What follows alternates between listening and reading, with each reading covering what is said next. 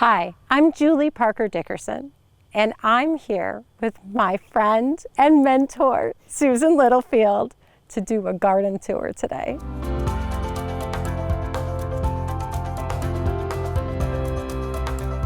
Hi, I'm Amy Finley, and this is Across the Fence. While there have been some frosty mornings lately, that doesn't mean that the gardening season has gone by. While farmers are bringing in the harvest this time of year, gardeners are still getting color out of fall blooming varieties like the aster. As you saw, our garden guru, Julie Parker-Dickerson, was out in the field visiting with a gardener who's keeping the color popping this late into the season. It's just coming into bloom and it has these cute little white flowers. Yeah, so delicate.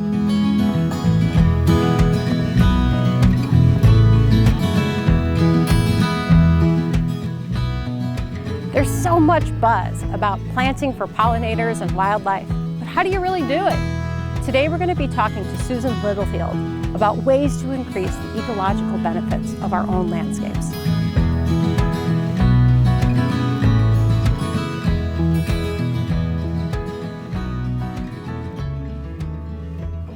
So Susan, this new bed is just beautiful. Tell me about some of the plants you've put in here. Well, in putting this bed together, this was a brand new bed after we had a new sidewalk put in, and so this was all pretty much brand new, and I was consciously trying to select plants that were good for pollinators and that provided a lot of ecological value. So unlike other areas of my garden where I've had plants that might not be native and had been there for years and I'm kind of salting newer plants in, this was all designed to try to really be as beneficial as possible. So you've adapted this whole area here under this beautiful stewardia to be a soft landing, and you've got some really great natives in here combined with annuals and a lot of different things. Is there a plant that you can really tell me about that you just love this time of year? Well, this is the aromatic aster, and the cultivar name is October Skies, and it is just beautiful at this time of the year. It's just starting to come into bloom, so it will be covered with these light purple flowers soon, and the bees love it. And so this is a really nice asset in the garden. It is not a Vermont native, but it is does provide lots of ecological value. There are other plants in here. This that's going by, this is called a wild petunia. So this is another good pollinator plant. Again, not native to Vermont, but it provides a lot of benefit. And then this plant is coming in, just coming into bloom. It's called iron butterfly vernonia. And so these are all plants. Some of these, you can see the tithonia is a Mexican sunflower, the orange blossoms.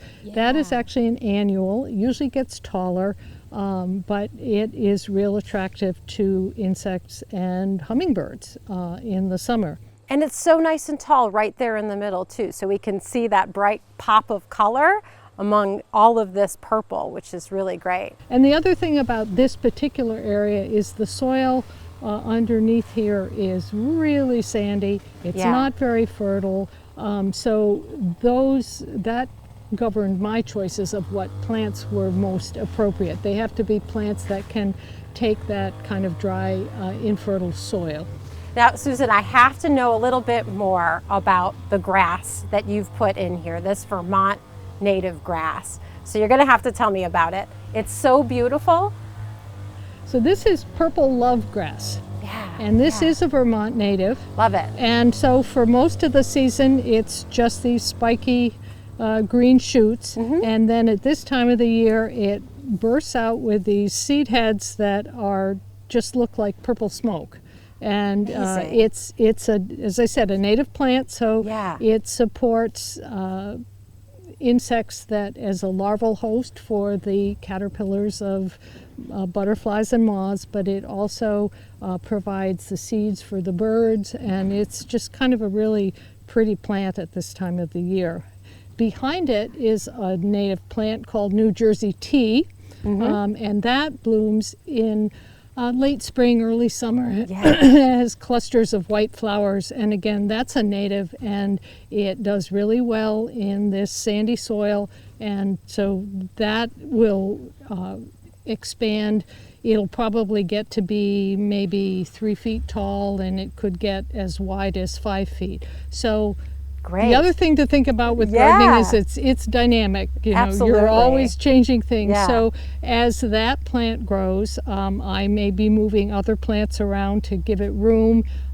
So you know, Yeah. there's always something that's changing in the garden. Now, I'm always looking for a good ground cover because I don't want to spread mulch everywhere. Can you tell me a little bit about what you have right up here? This is a great plant. It's called heath aster, and it's the cultivar. The specific variety is called snow flurry, and it's a spreading plant, and in a few weeks it will be covered with white flowers and tons of bees. They love it, and it is hardy. It just grows. My biggest problem here will be keeping it from encroaching on the other plants, and you know, wow. I have to be ruthless and clip it back. But that is a really good plant. So Nice. it's a great plant if you have like a hot, dry, sunny area and you want a ground cover. That's a great choice. Well, I'm going to have to come back in a few weeks and check that one out in action. So you have to tell me about this tall, lanky blue flower. This is just stunning. This is called blue sage. And it's not a Vermont native, but it Okay. is very attractive to the bees, and it has this gorgeous blue color to Love the it. flowers. When I purchased it, the description said it got really tall and rangy. Yeah. And it Sure. did. And I've made some sort of futile attempts to prop it up. Yeah. So I love this plant. It's kind of on the edge of its hardiness. It's a zone 5 plant, but with our warming winters, Yeah. it has come through a couple of years just fine. So what I'll probably do in the spring is move it to a far corner of the garden Yeah. where its height is more appropriate, but it's definitely a keeper. So this is some of my attitude, is that some of this is just experimentation to see what Sure. works, what the bees seem to like, how well it does in my particular soil and garden conditions, and to decide if it's a keeper or do I move on and try something else. And this made the cut. Amazing. And I love how you have the hyssop here included next to it. And then, of course, you have another lovely aster. So this aster is also newly planted this year. Yeah. It's called the sky blue aster. Okay. And it is a Vermont native. And it has just come into bloom. It has really pretty light blue, kind of light purple flowers, I guess more. And but it also has a nice rosette of leaves at the bottom, so it looked nice Yes. all year round. Yeah. And one of the things in terms of planting to help pollinators is to try to plant in big groups, because it makes it easier for the pollinators to find what they're looking for and then to move from plant Yeah. to plant. I usually start with one plant. Yes. More economical. More economical, and also to see how it does. And again, this is going to be a keeper. I will divide this in the spring and try to make a bigger grouping here. So some of the kind of spottiness of the newer plants is me checking out to see how things will do, and then the ones that do well, and if they seem to like the spot that they're in, then I will try to make bigger groupings of them. I love that. And it's great to hit up those fall plant sales, right? Yes, To make that yes, grouping a little yes, bigger. Yes, Julie brought me some more asters, so I'll be finding places for them. So, you know, it's and I will the hyssop. This is Blue Fortune, is the cultivar name, and it is just tremendously attractive to the bees and wasps, all kinds of pollinators. So I will be putting another one next to that, dividing that, and again making a bigger grouping of that to try to plant in big blocks that the pollinators can find. Fantastic. So, Susan, I'd love to know more about your perennial sunflowers. I love those. So can you talk to us a little bit more about the one over here? This is a native Vermont sunflower. It's called woodland sunflower, and it will grow. It likes part sun, part shade. Okay. It's going to spread. Yeah. This is new this year, and it is quite tall and rangy, but I think next year it will bush out a little bit more, but you can see these beautiful yellow flowers, and these will do well, spread, and grow in the shade. So this is a great plant, and it provides a lot of ecological benefit to the garden.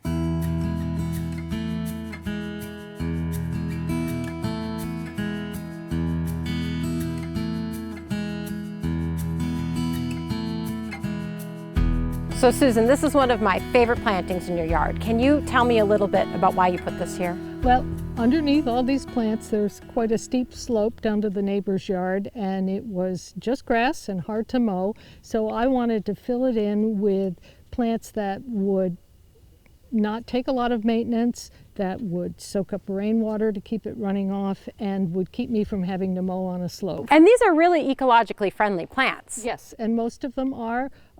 This goldenrod that's in bloom here, the cultivar is called Fireworks. It has these kind of swooping long flower heads, and that is just a bee magnet, and it also provides food for a lot of the larvae of butterflies and moths. So that's a great plant. And this is an aster here, This yeah? is an aster, and unfortunately it's not quite in bloom yet. It's called bluebird, but in a few weeks, couple weeks, when it's in bloom, it will have these purple flowers that will be covered with bees. They just absolutely love it. And behind that is a Rudbeckia. It's not a Vermont native, but it is more prairie type plant, but it is also a really pollinator magnet, and it's a tough plant, and it grows. Most of these I usually rarely water unless we have a real extended drought, and the plants just thrive.